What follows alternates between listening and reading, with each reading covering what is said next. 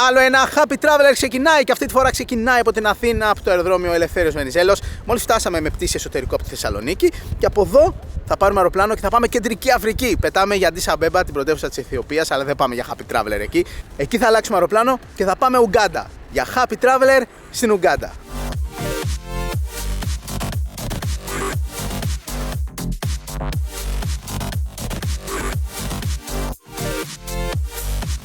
Η πτήση φεύγει σε 1 ώρα και 45 λεπτά. Πάμε να ράξουμε κάπου.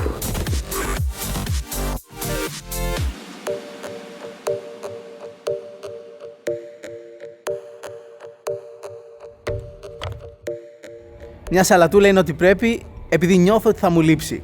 Κυρίως επειδή πάμε σε χώρα στην οποία ενδείκνυται η αποφυγή κατανάλωσης πολλών ομών λαχανικών. Γι' αυτό το λόγο ας φάμε τη σαλάτα μας τώρα που μπορούμε.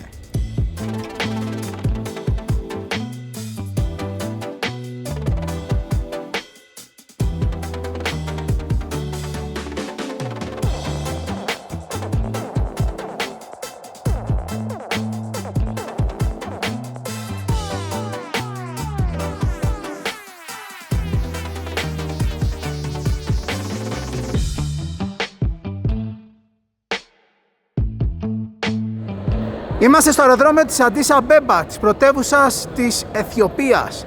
Εδώ αλλάζουμε αεροπλάνο και πηγαίνουμε Ουγκάντα. Έχουμε όμως ένα 3ωρο μπροστά μας. Πάμε μια βόλτα να εξερευνήσουμε το αεροδρόμιο.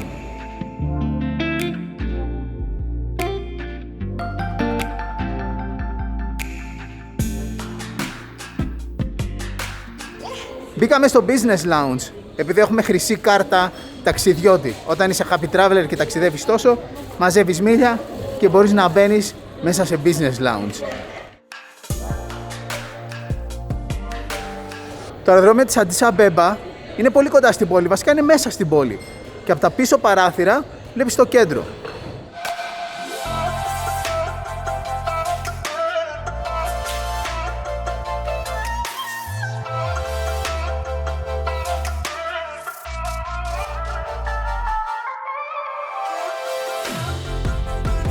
Λοιπόν, για να φάμε το παραδοσιακό αιθιοπικό φαγητό. Βασικά αυτό φτιάχνεται με αυτό. Αυτό είναι το παραδοσιακό ψωμί της Αιθιοπίας. Είναι τυλιχτό ζυμάρι, το οποίο φτιάχνεται με την παραδοσιακή ρίζα που έχουν εδώ πέρα, με τη βασική τους τροφή. Καίει.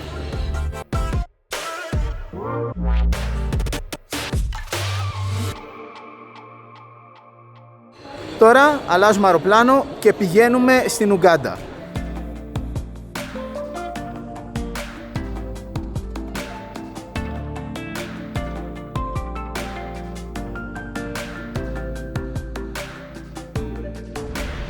Μεγάλο αεροπλάνο.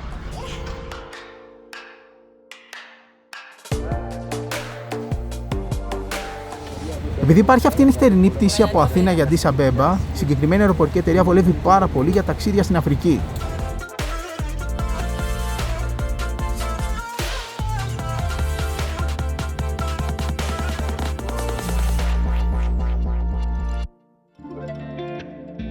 Σε 2 ώρες θα είμαστε στο Έντεμπε. Η πτήση μας από Αθήνα για Αντίς Αμπέμπα ήταν 6 ώρες και ήταν νυχτερινή πτήση. Τώρα έχουμε μόνο 2 ώρες για να πάμε στην Ουγκάντα και επειδή έχει πολύ καλό καιρό θα θαυμάσουμε την Αφρική από ψηλά.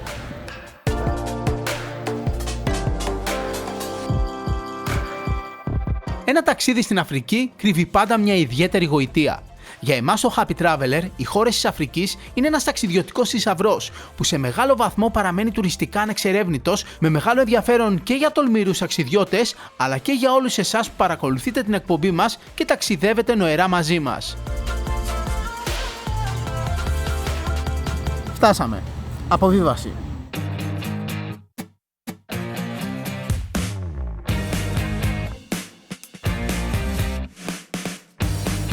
Λοιπόν, βγήκαμε, είμαστε πλέον και επίσημα στη χώρα. Πρώτο πράγμα που κάνουμε είναι να βγάλουμε λεφτά και να πάρουμε μια κάρτα SIM για το κινητό μας να έχουμε ίντερνετ. 550.000 θα βγάλω. Εντάξει, μην τρελαίνεστε, 550.000 είναι κάπου 100 ευρώ. Μπήκαμε σε αμάξι και πάμε στο μέρος που θα μείνουμε απόψε.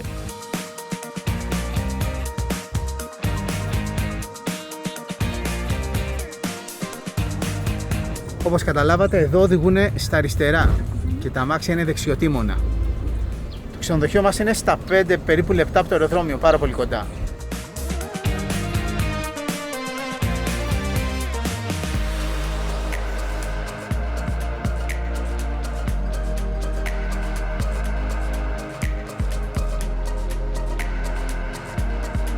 Φτάσαμε. Εδώ είναι το μπαρ εστιατόριο του ξενοδοχείου και η πρώτη σημαία που βλέπουμε, η πιο μεγάλη, είναι η ελληνική. Έχει και μια συμπαθητική μικρή πισίνα το ξενοδοχείο.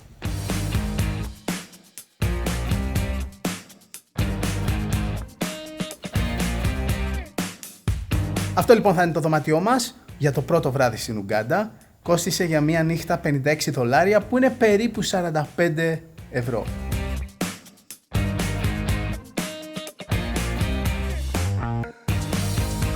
Πρώτη εντύπωση, πολύ φιλικός κόσμος, θέλουν να σε βοηθήσουν. Δεύτερον, καταπράσινη χώρα και έχει τέλεια θερμοκρασία. Ειδικά αν σκεφτείς ότι είναι Φεβρουάριος και στην Ελλάδα ρίχνει χιόνι. Και τρίτον, ναι, normal τουριστικές υποδομές. Υπάρχουν και πιο ακριβά ξενοδοχεία που πληρώνεις 100-200 ευρώ το βράδυ και είναι 5 κυριλέ. Αλλά νομίζω σε ένα τέτοιο ξενοδοχείο και θα έχεις ό,τι χρειάζεσαι και δεν θα ξοδέψεις πάρα πολλά. Ωραία, ετοιμαστήκαμε και είμαστε έτοιμοι να φύγουμε για βόλτα. Το Εντέμπε, όπου βρίσκεται το διεθνές αεροδρόμιο της χώρας, απέχει περίπου 35 χιλιόμετρα από την πρωτεύουσα Καμπάλα και έχει πληθυσμό 70.000 άτομα. Είναι χτισμένο στις ακτές της λίμνης Βικτόρια και θεωρείται μία από τις πιο αναβαθμισμένες και ασφαλείς περιοχές της χώρας. Η βόλτα στο Εντέμπε δεν θα μπορούσε να μην έχει πέρασμα από τον βοτανικό κήπο της πόλης. Το πάρκο αυτό πρωτοάνοιξε το 1898 και περιλαμβάνει διάφορες ζώνες, μία από τις οποίες είναι ένα τροπικό δάσος. Το συγκεκριμένο δάσος του βοτανικού κήπου του Εντέμπε ήταν σκηνικό στις ταινίες Ταρζάν της δεκαετίας του 1940.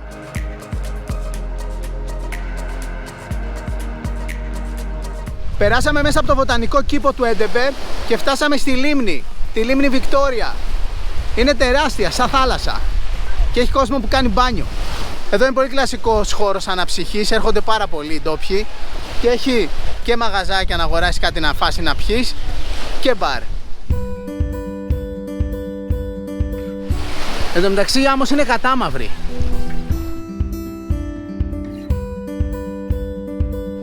So your name is? Vincent. Vincent. Hello Vincent.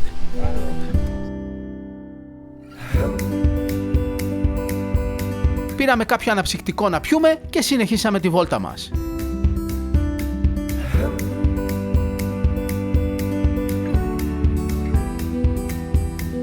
Ο Βίνσεντ μας έδειξε κάποια ενδιαφέροντα σημεία του πάρκου όπου μαζεύονται οι ντόπιοι τα απογεύματα.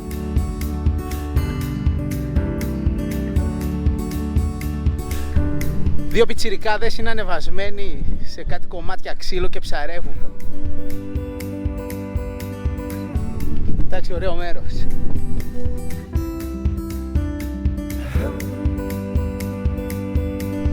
Μπαμπού!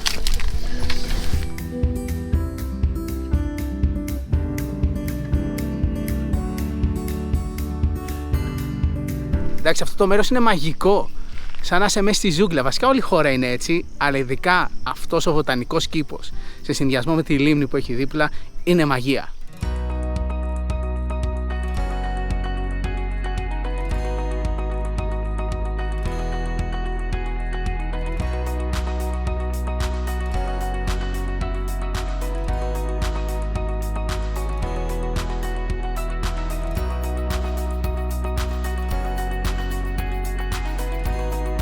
Αυτό είναι το βοτανικό πάρκο που ήμασταν πριν. Ήρθαμε λίγο πιο βόρεια σε μια άλλη παραλία, στην οποία έχει πολλά ξενοδοχεία.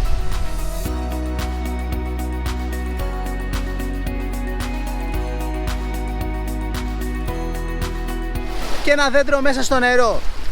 Αλλά μην ξεγελιέστε, αυτό εδώ δεν είναι θάλασσα, είναι λίμνη.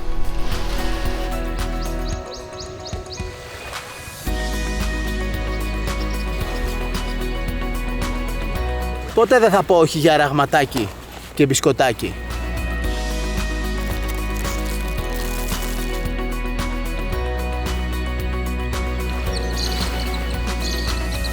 Εν τω μεταξύ, η λίμνη Βικτόρια μοιάζει πάρα πολύ με θάλασσα. Είναι αρκετά καθαρή. Γενικά κολυμπάνε εδώ πέρα. Απλώς λένε ότι έχει και κροκόδιλους. Αλλά απ' την άλλη λένε ότι οι κροκόδιλοι δεν είναι από αυτή τη μεριά της λίμνης. Είναι από την άλλη προς την Κένια, που είναι πιο ρηχά τα νερά. Η λίμνη Βικτόρια είναι η μεγαλύτερη λίμνη της Αφρικής και είναι χωρισμένη σε 3 χώρες: την Κένια, την Τανζανία και την Ουγκάντα. Από αυτή τη λίμνη ξεκινάει και ο ποταμός Νείλος που καταλήγει στη Μεσόγειο θάλασσα. Θα πάμε να δούμε τις πηγές του αργότερα.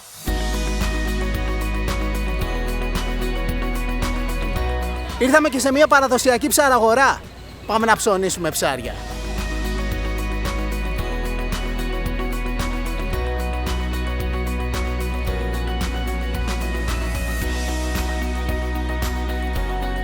Yes, hello. Your name is? My name is Susan. Suzanne. I'm the one selling honey. Who makes the honey? I'm the one. Are you make it? Yes.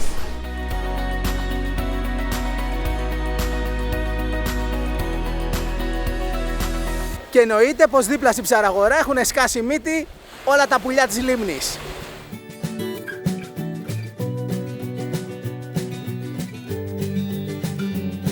Συνεχίζουμε την περιπλάνησή μας στο Εντέμπε.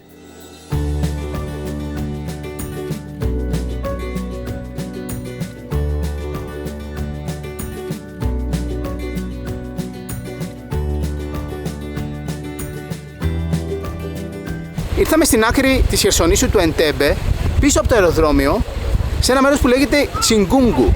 Εδώ ήταν το μέρος που φτάσαν οι πρώτοι καθολικοί ιεραπόστολοι από την Ευρώπη.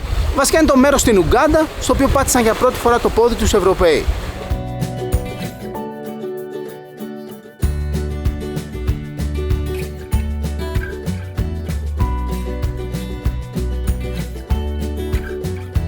Εδώ ήταν λοιπόν 17 Φεβρουαρίου του 1879, ήρθαν από την Τανζανία. Αυτοί οι δύο ιεραπόστολοι που έχουν εδώ τα αγάλματά τους. Ακριβώς μπροστά από το μνημείο χτίσαν αυτή εδώ την εκκλησία πολύ αργότερα και τώρα είναι έτσι λίγο δύσκολο να φτάσει εκεί πέρα, να πας παράλληλα με την εκκλησία σε ένα πεζούλι που έχει σαν μονοπατάκι.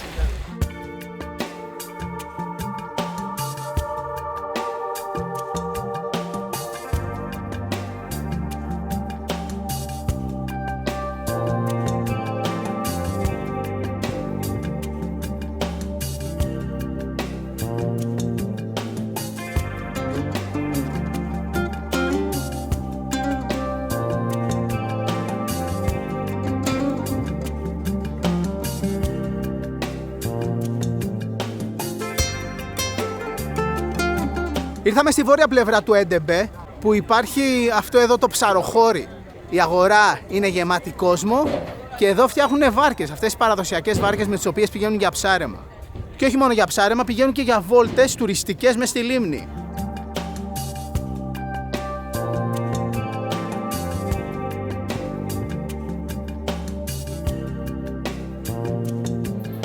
Αυτή εδώ είναι αγορά. Απλώς τώρα είναι απόγευμα και έχουν κλείσει τα μαγαζάκια. Τα έχουν μαζέψει. Φανταστείτε τι γίνεται εδώ το πρωί.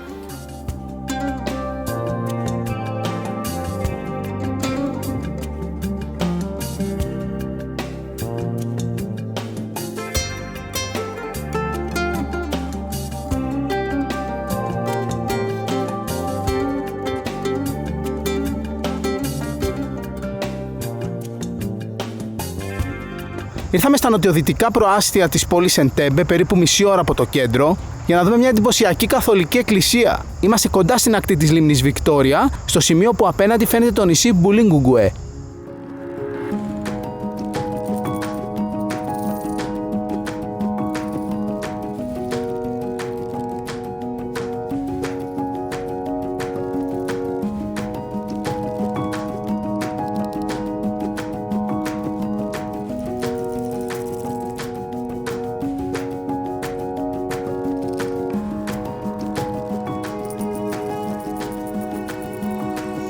Επιστρέψαμε πίσω στο ξενοδοχείο. Πάμε για φαγητό.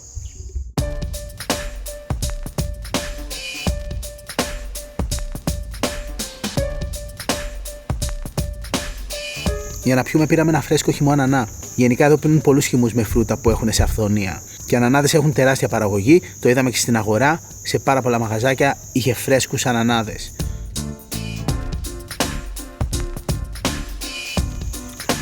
Το χρειαζόμουν αυτό.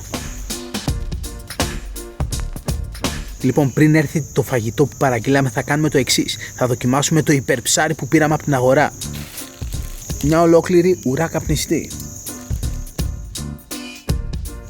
Η λίμνη Βικτόρια ταΐζει πολύ κόσμο εδώ στην Ουγκάντα. Το ψάρι είναι από τις πιο φθηνές πρωτεΐνες που μπορείς να φας εδώ πέρα.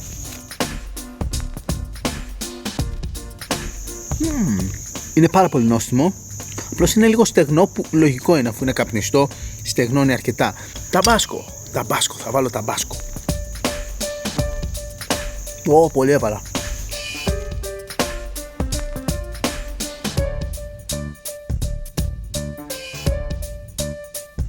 Ήρθε και η σουπίτσα. Ταϊλανδέζικη σούπα με γαλακαρίδας και κοτόπουλο. Και είμαι σίγουρος ότι είναι έστω και λίγο πικάντικη. Όσο πρέπει. Η σουπίτσα ήταν τέλεια. Θα έβαζα εύκολα ένα 9 στα 10. Και αφού φάγαμε, πάμε για ξεκούραση. Τα λέμε το πρωί. Καληνύχτα. Πάμε τώρα σε ένα διάλειμμα και επιστρέφουμε σε λίγο με τη συνέχεια του Happy Traveler. Στο μεταξύ, ακολουθήστε μας στο Instagram και εμένα και την Ηλέκτρα, αλλά και το λογαριασμό της εκπομπής για να βλέπετε πού ταξιδεύουμε την κάθε στιγμή, αλλά και να παίρνετε μέρος σε διαγωνισμούς που κάνουμε εκεί. Βρείτε όμως και τη σελίδα μας στο Facebook και κάντε μας ένα like, γιατί εκεί ανακοινώνουμε κάθε εβδομάδα το επόμενο επεισόδιο, αλλά και τους διαγωνισμούς μας. Και αν σας έπιασε λιγούρα, τσιμπήστε ένα snack. Εμείς χτυπάμε αγαπημένο ελληνικό μπισκοτάκι που ταξιδεύει μαζί μας παντού. Τα λέμε σε λίγο.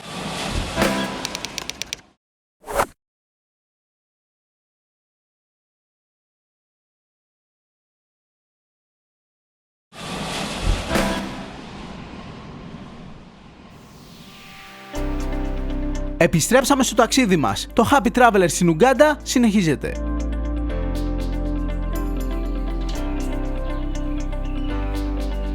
Καλημέρα! Είναι λίγο βραχυκλωμένος ο καιρός σήμερα. Έβρεξε κιόλας. Και άκουγα πριν κάτι μπουμπουνιτά.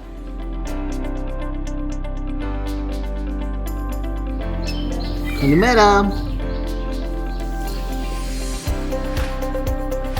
Θα φύγουμε σε λίγο από εδώ και θα επιστρέψουμε σε αυτή την περιοχή το τελευταίο μας βράδυ στην Ουγκάντα, πριν να αναχωρήσουμε πάλι από το αεροδρόμιο.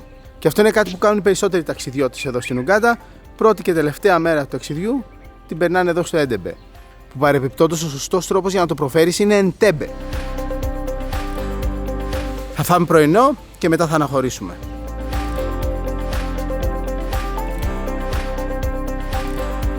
Μπορεί πολλές φρέσκες σαλάτες να μην φάμε εδώ πέρα, αλλά φρέσκα φρούτα θα τα τιμήσουμε. Η Ουγκάντα έχει σημαντική παραγωγή καφέ. Ήρθε ο μελέτα, με λαχανικά.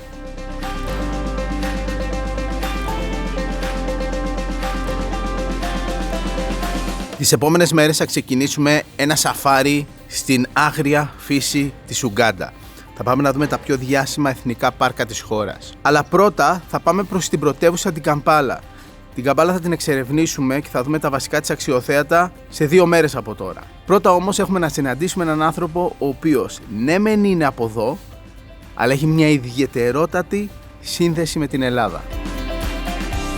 Αναφερόμαστε στον πάτερ Αντώνιο Μουτιάμπα, ο οποίος έζησε πάνω από 20 χρόνια στην Ελλάδα και αφού τελείωσε το Λύκειο στην Κρήτη και σπούδασε στη Γεωπονική Σχολή Αθηνών, ολοκλήρωσε τις σπουδές του στην Εκκλησιαστική Σχολή της Κρήτης. Αφού χειροτονήθηκε και απέκτησε ελληνική υπηκότητα, το 2004 επέστρεψε μόνιμα με τη γυναίκα του στην Ουγκάντα για να αφιερώσει τη ζωή του στη δημιουργία ενός καλύτερου μέλλοντος για εκατοντάδες φτωχά παιδιά. Με την υποστήριξη της Ελληνικής Ορθόδοξης Μητρόπολης στην Καμπάλα και χάρη σε δωρεές ιδιωτών από Ελλάδα και Κύπρο, συντηρεί σχολεία και ορφανοτροφία που παρέχουν διαμονή, διατροφή, εκπαίδευση και ιατρική φροντίδα σε πάνω από 1.200 φτωχά και ορφανά παιδιά. Όσο ήμασταν στην Ουγκάντα, είχαμε τη χαρά και την τιμή να επισκεφθούμε τα σχολεία αυτά και να δούμε από κοντά το έργο του πάτερ Αντώνιου. Όλη αυτή την ιδιαίτερη εμπειρία θα τη μοιραστούμε μαζί σας σε ένα ειδικό αφιέρωμα που θα ετοιμάσουμε για σας. Για την ώρα, πάμε στην πρωτεύουσα της χώρας, την Καμπάλα.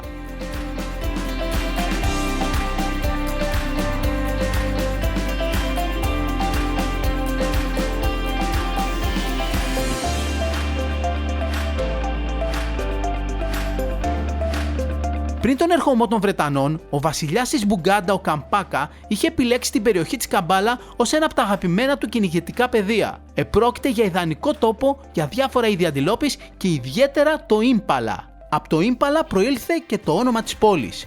Όταν έφτασαν εδώ οι Βρετανοί, αποκάλεσαν την περιοχή Λόφι του Ίμπαλα. Στη συνέχεια, καθώς η γλώσσα των Μπουγκάντα υιοθέτησε πολλές λέξεις από την αλληλεπίδρασή τους με τους Βρετανούς, μετέφρασαν το Λόφι του Ίμπαλα στη δική τους γλώσσα ως Κασόζι Κα Ιμπάλα, που εν συντομία προφερόταν Καμπάλα. Από εκεί λοιπόν προέρχεται η σημερινή ονομασία της πόλης.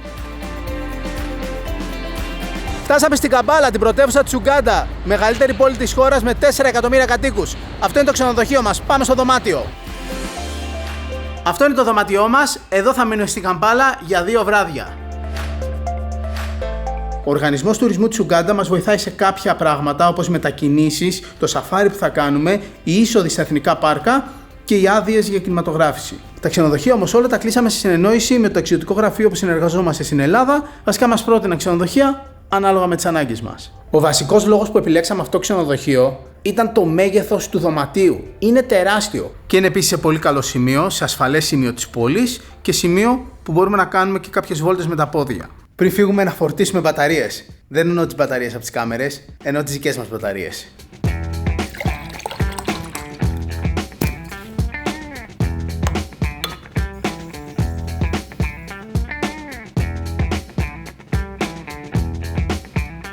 Και τώρα που φορτίσαμε μπαταρίες, πάμε βόλτα έξω.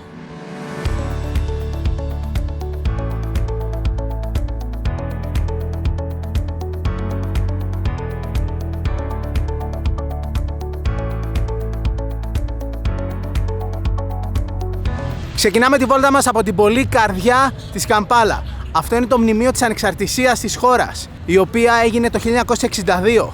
Μέχρι τότε η Ουγκάντα ήταν υπό τη Βρετανική προστασία. Δεν ήταν αποικία, ήταν μια προστατευόμενη χώρα. Και από το 1962 έγινε εντελώς ανεξάρτητη. Το μνημείο αυτό, το άγαλμα, συμβολίζει το νέο έθνος που γεννιέται και το σηκώνει η μαμά του ψηλά. Η σημαία της Ουγκάντα έχει 3 χρώματα, το μαύρο, το κόκκινο και το κίτρινο. Το μαύρο συμβολίζει την αδελφότητα, το χρώμα του δέρματός τους. Το κίτρινο συμβολίζει τον ήλιο που υπάρχει άφθονος εδώ και το κόκκινο συμβολίζει το αίμα που τρέχει μέσα στις φλέβες τους και τις θυσίες που έχουν κάνει για τη χώρα τους. Αυτός ήταν ο βασιλιάς της Ουγκάντα όταν έγινε η μεταφορά της εξουσίας από τους Βρετανούς στην τόπια κυβέρνηση. Και ο βασιλιάς έγινε ο πρώτος πρόεδρος της Ουγκάντα τότε. Το όνομά του Sir Edward Mutesa.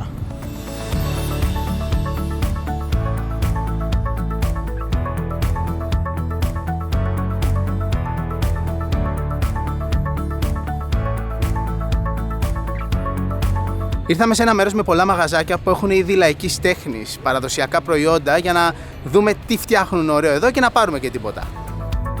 Στην αγορά αυτή βρήκαμε και ένα νεαρό καλλιτέχνη, τον Γκάμ, ο οποίος άφησε την προηγούμενη δουλειά του και ασχολείται αποκλειστικά με τη δημιουργία αυτών των υπέροχων πινάκων. This is my favorite topic of an African woman. So I've painted, I think maybe like 300 of them.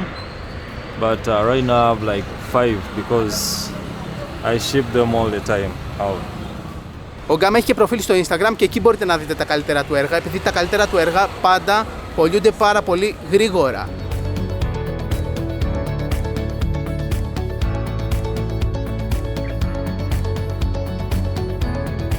Πριν φύγουμε από την αγορά, ψωνίσαμε και κάποια πράγματα, όπως μια μπλούζα με τη σημαία της χώρας, που μου άρεσε τόσο πολύ που είπα να τη φορέσω ευθύς αμέσως.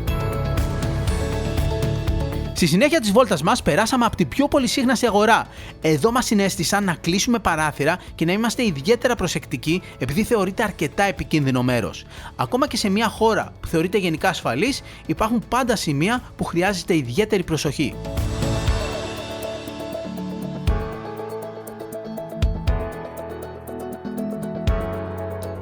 Ήρθαμε στο εντελώς κέντρο της πόλης, στο κεντρικό της λόφο, στο σημείο που βρισκόταν η παλιά πόλη της Καμπάλα. Και αυτό εδώ είναι το εθνικό τζαμί της χώρας. Το τζαμί αυτό το λένε και τέμενος Καντάφη, επειδή αυτός έδωσε τα χρήματα για να χτιστεί.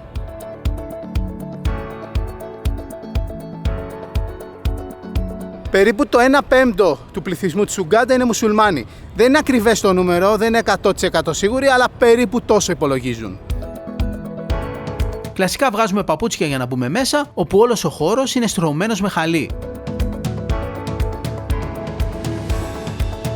Το τζαμί αυτό είναι ένα από τα 5 μεγαλύτερα σε όλη την Αφρική και έχει χωρητικότητα 25.000 άτομα. Μπορούν να μπουν 25.000 άτομα εδώ πέρα και να προσευχηθούν καθιστοί.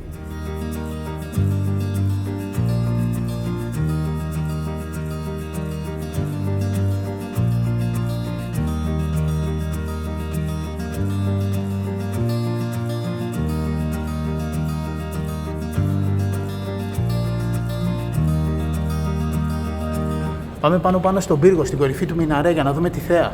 It is 65 meters and it has 304 steps.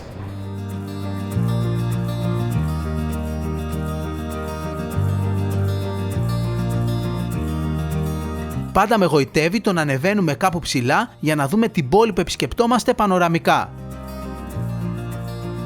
Αυτός ο Μιναρές, αυτός ο πύργος είναι το καλύτερο μέρος για να δεις όλη την Καμπάλα. Η Καμπάλα είναι χτισμένη σε 7 λόφους και από εδώ μπορείς να τους δεις όλους. Ο λόφος στον οποίο βρισκόμαστε τώρα και είναι χτισμένο το τζαμί είναι ο λόφος της παλιάς πόλης της Καμπάλα. Όταν ιδρύθηκε η πόλη ήταν μόνο σε αυτόν εδώ τον κεντρικό λόφο.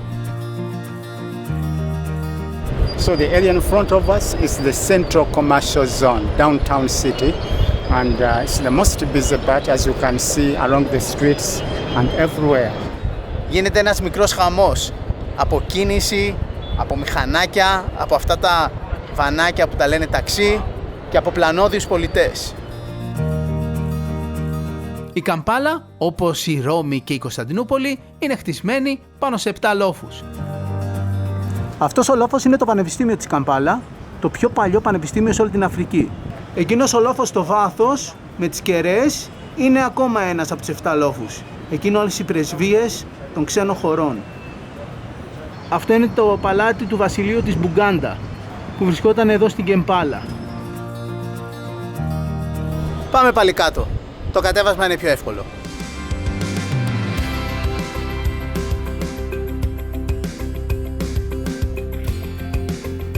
Αλλάξαμε όχημα. Από εδώ και πέρα θα μετακινούμαστε με αυτό το υπερτζίπ, το Μαργαριτάρι της Αφρικής. Είναι από τον Οργανισμό Τουρισμού της Ουγκάντα, ο οποίος μας φιλοξενεί εδώ πέρα.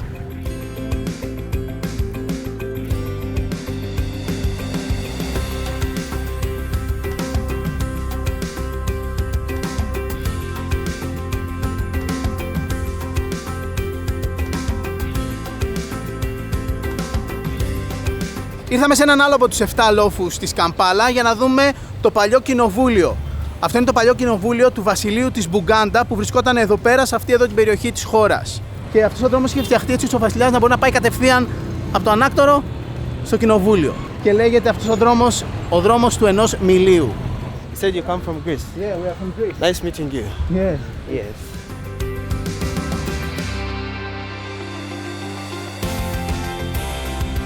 Έξω στο άγαλμα ήταν ο βασιλιάς νέος. Εδώ είναι μια ζωγραφιά που έκαναν κάποιοι μαθητές σε διαγωνισμό ζωγραφικής και κάτω υπάρχει μια φωτογραφία του βασιλιά όπως είναι τώρα.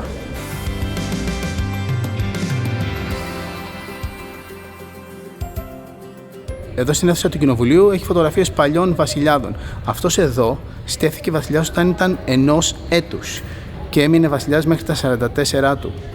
Ήταν ο βασιλιάς που ήταν βασιλιάς τα περισσότερα χρόνια εδώ στο βασίλειο της Μπουγκάντα. Εκεί στο βάθος είναι το σημείο που μπαίνει ο θρόνος και κάθεται ο βασιλιάς. Αλλά αυτό γίνεται μία φορά το χρόνο. Παρότι το κοινοβούλιο συνεδριάζει αρκετές φορές, μία φορά το χρόνο έρχεται και ο βασιλιάς.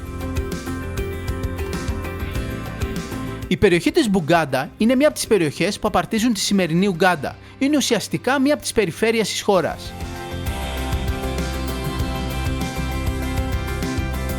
Εκεί στο βάθος ήμασταν, στο κοινοβούλιο και να είμαστε ήρθαμε στο ανάκτορο του βασιλιά. Αυτό είναι το τζάκι του βασιλιά και 24 ώρες το 24ωρο μπορείς να το μυρίσεις και αυτό υποδηλώνει ότι ο βασιλιάς είναι ζωντανός.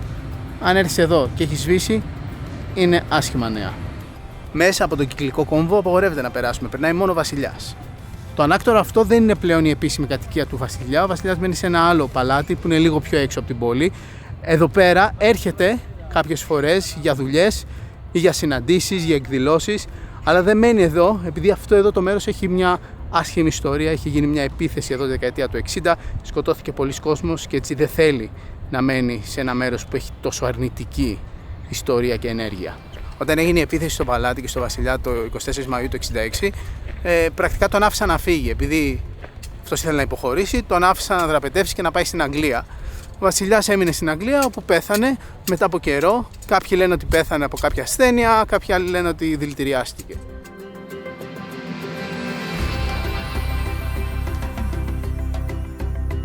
Εδώ μέσα στο χώρο του Ανακτόρου μένουν και οι οικογένειες των φρουρών του βασιλιά.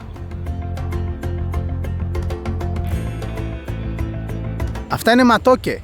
Είναι οι πράσινες μπανάνες που χρειάζεται να μαγειρευτούν για να φαγωθούν. Και γίνονται πουρές. Αυτά τα κάνουν πουρέ και τα τρώνε με σάλτσα συνήθως φιστικιού.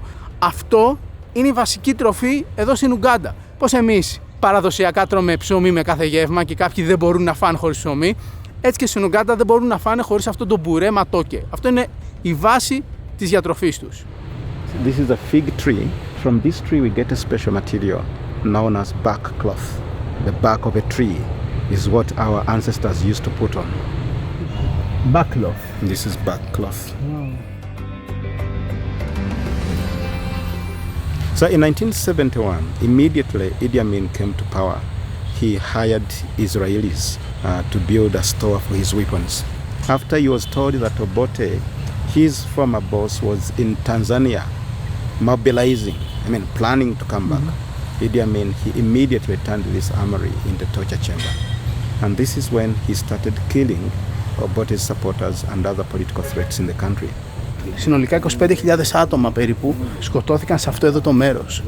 Αυτό το μέρος ήταν σαν μια μικρή πισίνα, ήταν γεμάτο νερό και υπήρχαν ηλεκτροφόρα καλώδια που ενωνόντουσαν με το νερό και έτσι αν πατούσες μες στο νερό και προσπαθούσες να φύγεις, πέθαινες από ηλεκτροπληξία. Σε αυτά τα κελιά που κλείναν με πόρτα βάζανε πάρα πολλά άτομα μέσα. Ουσιαστικά δεν χωρούσαν, σαν σαρδέλες ήτανε και πεθαίναν από ασφυξία, προσπαθούσαν να αναπνεύσουν και δεν μπορούσαν. Αυτή είναι η μαύρη, η άσχημη ιστορία αυτού του παλατιού. Και είναι και ο λόγος αυτό εδώ το μέρος που ο βασιλιάς αρνείται να μείνει εδώ πέρα, να είναι αυτό το σπίτι του, να κοιμάται εδώ πέρα.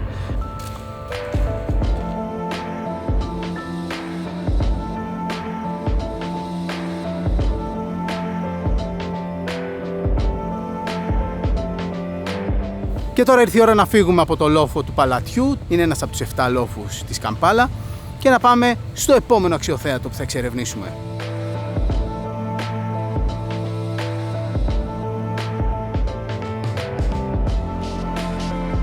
Κάπου ανάμεσα στο Κοινοβούλιο και το Ανάκτορο συναντάμε τη λίμνη Καμπάκας. Είναι μια τεχνητή λίμνη που φτιάχτηκε μεταξύ 1886 και 1888 και το ενδιαφέρον που έχει είναι ότι ανοίχτηκε με τα χέρια.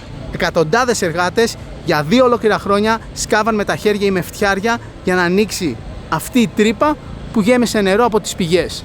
Ο λόγος που τότε ο βασιλιάς σκέφτηκε και αποφάσισε να φτιαχτεί αυτή η λίμνη ήταν για να υπάρχει μια διέξοδος, ένας τρόπος διαφυγής προς τη λίμνη Βικτόρια. Πριν από μερικά χρόνια εδώ πέρα ήταν αρκετά υποβαθμισμένη περιοχή, δεν θα μπορούσαμε να κυκλοφορούμε έτσι. Και το τελευταίο καιρό έχει γίνει μεγάλη προσπάθεια να αναπτυχθεί η περιοχή, να φτιαχτεί αυτό το ωραίο μονοπάτι, να μπουν ωραία φυτά και να γίνει ένας πολύ όμορφος χώρος για να έρχονται οι επισκέπτες ή και οι ντόπιοι και να κάνουν τη βόλτα τους. Και εδώ το μέρος έχει εξελιχθεί σε έναν πλούσιο υδροβιότοπο. Άρα όταν έρθεις πρέπει να είσαι πάντα έτοιμος με τη φωτογραφική μηχανή. Στην Αφρική με τα κουνούπια δεν παίζεις.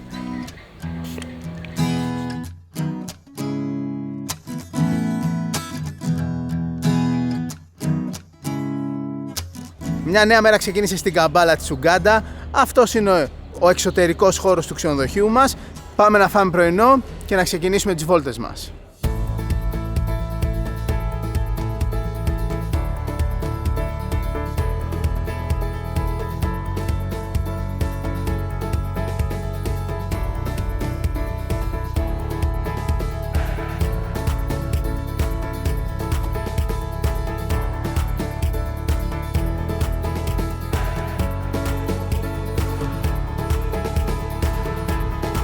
Πάμε έξω από την πρωτεύουσα στα ανατολικά προς μια πόλη που λέγεται Τζίντζα και εκεί θα δούμε τον ποταμό Νείλο.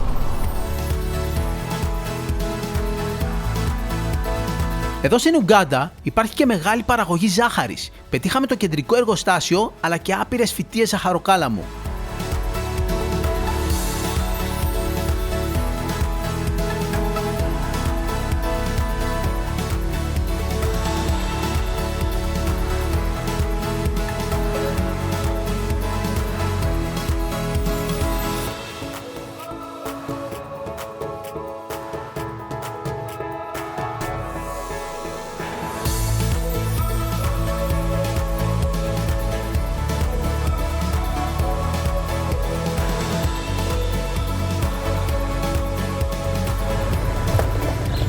Φτάσαμε στην πόλη Τζίντσα. Βασικά είμαστε λίγο απ' έξω, περάσαμε από το κέντρο της πόλης. Είναι μια πόλη η οποία είναι χτισμένη στις όχθες. Από τη μία μεριά της λίμνης Βικτόρια και από την άλλη του ποταμού Νείλου. Αυτή είναι η λίμνη Βικτόρια, η μεγαλύτερη λίμνη της Αφρικής, με συνολική έκταση 68.800 τετραγωνικά χιλιόμετρα. Από τη λίμνη Βικτόρια πηγάζει ο ποταμός Νείλος. Βασικά εδώ δίπλα είναι το ξεκίνημα του ποταμού Νείλου και μετά από περίπου 6.000 χιλιόμετρα καταλήγει στη Μεσόγειο θάλασσα. Αλλά για να είμαστε ακριβείς, το κομμάτι του Νείλου που ξεκινάει από εδώ είναι ο Νείλος της Βικτόρια, της λίμνης Βικτόρια. Όλη η παραγωγή ενέργειας στην Ουγκάντα προέρχεται από υδροελεκτρικά εργοστάσια στον ποταμό Νείλο, για να καταλάβετε πόσο σημαντικό είναι αυτό το ποτάμι για αυτή τη χώρα.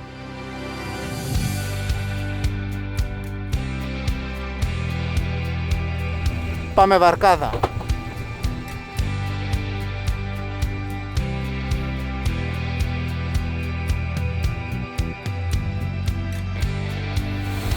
Κάτι που κάνουν πολλοί επισκέπτες εδώ στη λίμνη Βικτόρια είναι παρακολούθηση πουλιών.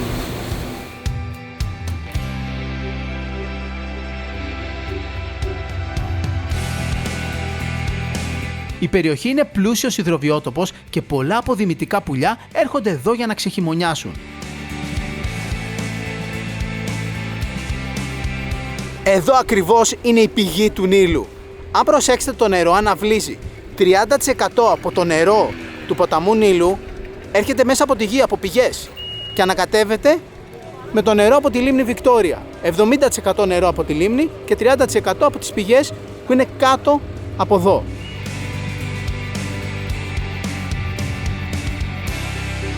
Αποβιβαστήκαμε σε ένα μικρό νησάκι που λειτουργεί σαν μπαρ. Έχει ένα μικρό μαγαζάκι εδώ μέσα. Μία από τις πιο διάσημες μπύρες της Ουγκάντα λέγεται μπύρα Νείλος.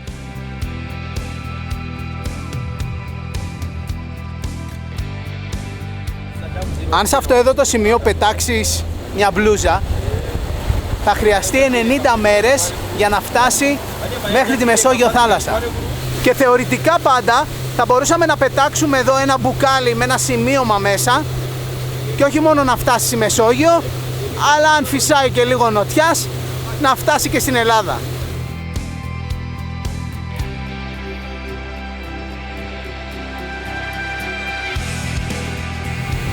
Αυτή είναι η νέα γέφυρα της Τζίντσα που ολοκληρώθηκε το 2018. Είναι ένα από τα πιο σημαντικά έργα υποδομής στη χώρα τα τελευταία χρόνια. Πριν φτιαχτεί αυτή η γέφυρα, για να περάσεις με αυτοκίνητο χρησιμοποιήσεις μια γέφυρα του 1954.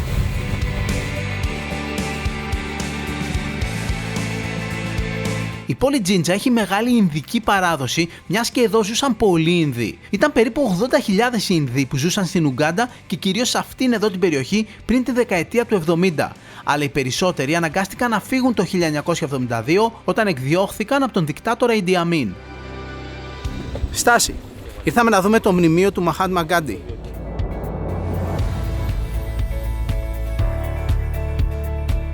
Το 1997, όταν έγινε η τελετή τοποθέτηση αυτού του αγάλματος εδώ, φέρανε και στάχτες του Μαχάτμα Γκάντι και τις πετάξανε στον Νείλο.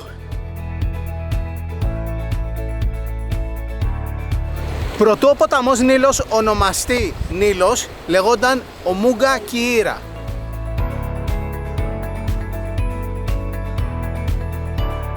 Επιστρέφουμε στη βάρκα μας.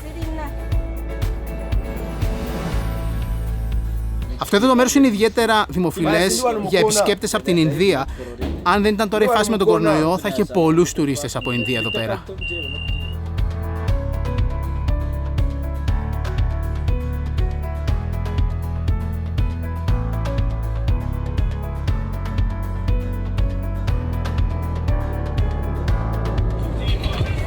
Επιστρέψαμε. Αποβίβαση. Thank you, Captain. Okay, welcome back. Enjoy the day. This is Sailing Club Jinja, so you are most welcome.